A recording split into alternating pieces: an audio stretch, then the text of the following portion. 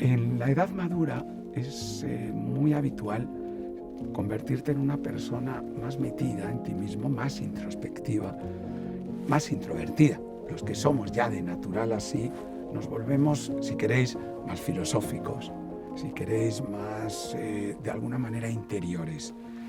Y eso es un rasgo de personalidad que normalmente funciona muy bien.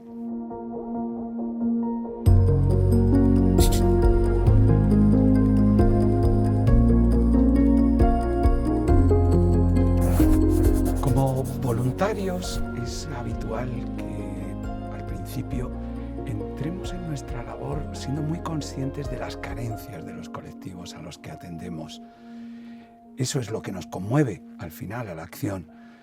Y seguro que vosotros, voluntarias, voluntarios CaixaBank, habéis leído, os habéis formado en algunas de las carencias que se supone que vais a encontrar en las personas mayores y con las que tenéis que tratar de conectar para trabajar. Seguro que os han hablado del tener más paciencia, de cuidado con la apertura al cambio, el manejo de las nuevas tecnologías y sus dificultades. Son toda una serie de cosas que al final tienen que ver con qué es lo que esas personas no tienen.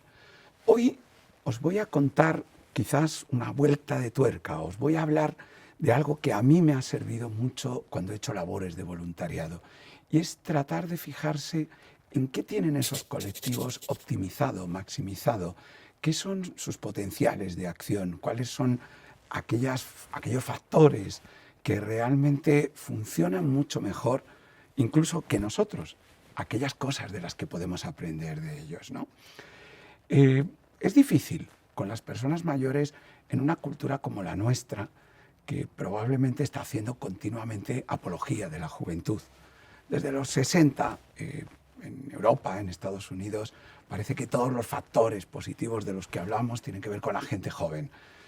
Sin embargo, si uno se fija a su alrededor, si uno se fija en los periódicos, puede ver un montón de historias que demuestran que las personas mayores tienen muchísimo potencial de acción. Hace poco un paciente mío tuvo una especie de desvanecimiento porque él es nadador y estaba intentando imitar, porque de alguna manera le había servido de ejemplo, a una nadadora cubana de la que había oído hablar. Él tiene en torno a 30 años y había dicho, si esta mujer con 65 años puede cruzar desde Cuba hasta Miami, yo también puedo nadar esta piscina. Fijaros que vuelve a ser una persona mayor haciendo esto, ¿no? Y yo le recordaba una entrevista que leí con una esquiadora, Zulma Blanco, que participaba en una carrera en Argentina, la llamaban la carrera de la historia, donde había personas que habían sido muy importantes en el deporte de esquí. Y esta mujer se quejaba al final de la carrera de que la habían puesto junto con su hija y que había tenido que ir más despacio porque había tenido que esperarla. Lo curioso es que Zulma Blanco en ese momento tenía 92 años. Esas historias que parecen tan fantásticas, en realidad están continuamente ahí. Las solemos olvidar. Solemos olvidar que tanto el Quijote como la Gioconda, como el Fausto de Goethe, son obras producidas por encima de los 60 años.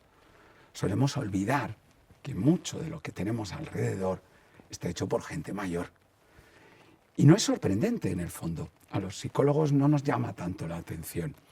Hay un psicólogo holandés, Ruud Verhoeven, que tiene lo que se llama una base de datos de la felicidad. Él hace encuestas anualmente para ver en dónde está la felicidad humana. No está nada mal hecho, aunque os parezca que esto de repente de cuantificar la felicidad es extraño, porque lo hace a partir de cientos de factores. Y creo que son bastante buenas. Invariablemente, y no es el único que le pasa, surge una curva en forma de U en lo que respecta a la edad.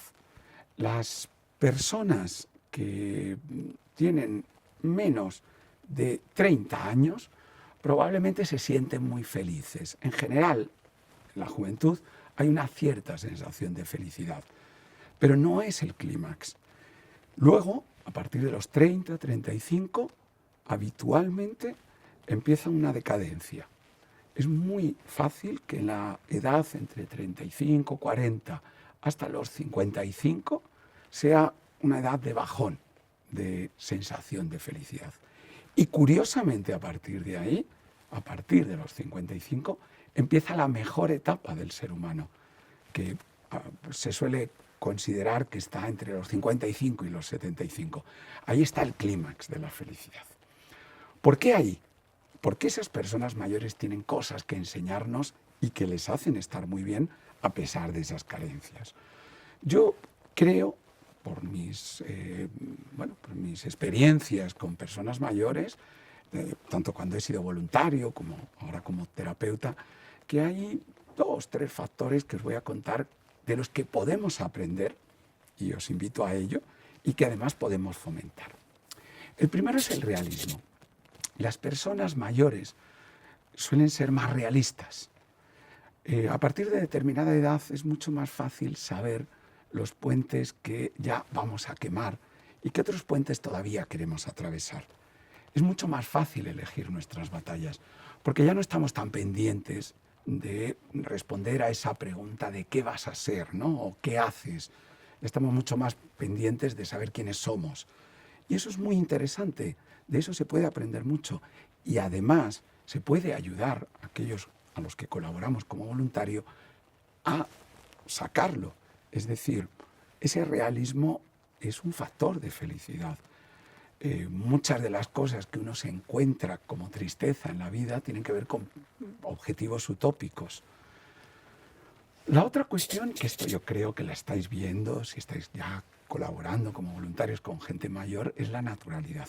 Hay algo que llama mucho la atención, es que a partir de determinada edad empieza a, de verdad, importarnos un bledo lo que opinen los demás. Y ya no es una frase hecha, porque muchas veces de jóvenes lo decimos. A mí me da igual, pero no es cierto. De hecho, no hay nada probablemente más colectivista que una persona joven, en general. En la edad madura, de verdad, adquirimos esa naturalidad.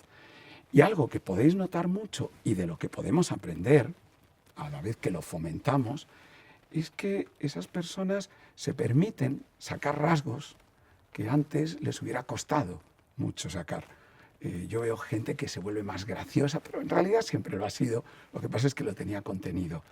Personas que tiran mucho más, por ejemplo, de su capacidad de esfuerzo.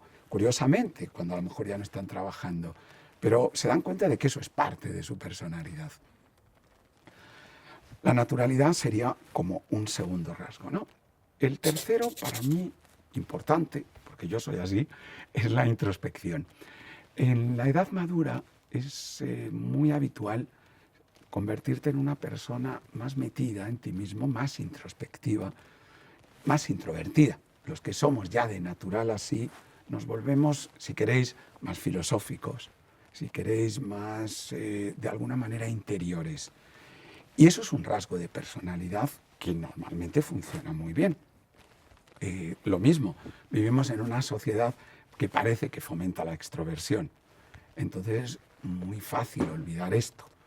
Cuando yo hablo de introversión, sí que pregunto mucho a los que estáis aquí, ¿qué personas admiráis?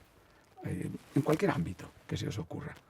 Y empiezan a decirme, no sé, voy a dar nombres, John Lennon, Messi, Steve Jobs, Einstein, por decir personas en ámbitos diferentes. Todos ellos son introvertidos, todos ellos son personas introspectivas. Y todos ellos, probablemente, quizás John Lennon no, han empezado a adquirir su mejor fama a partir de la madurez. Yo creo que nos hacemos más introspectivos. Ahí empieza uno de los riesgos, y quizás como voluntarios es el que estáis viendo, que es la soledad no deseada. Es mucho más fácil meterte en ti mismo y acabar sintiéndote de alguna manera aislado. Pero recuerda una cosa, la soledad no deseada no tiene que ver con estar con gente o no. De hecho, por ejemplo, las estadísticas muestran que hay la misma cantidad de personas casadas que sienten soledad no deseada como de personas que están viviendo solas. No es una cuestión de estar con alguien, es cuestión de estar con personas que te entienden, que te respetan, que comprenden tus características. Por eso yo creo que como voluntarios nuestro acercamiento podría ir realmente desde sus capacidades, realmente desde estas 3 que os he dicho y quizás alguna más que vosotros vais a ir descubriendo. Porque lo importante es que esa persona no solo se sienta acompañada físicamente, sino que sienta que hay alguien que está realmente entendiendo quién es y en qué momento vital está. Yo creo que solo desde el respeto podemos conseguir que alguien se sienta acompañado.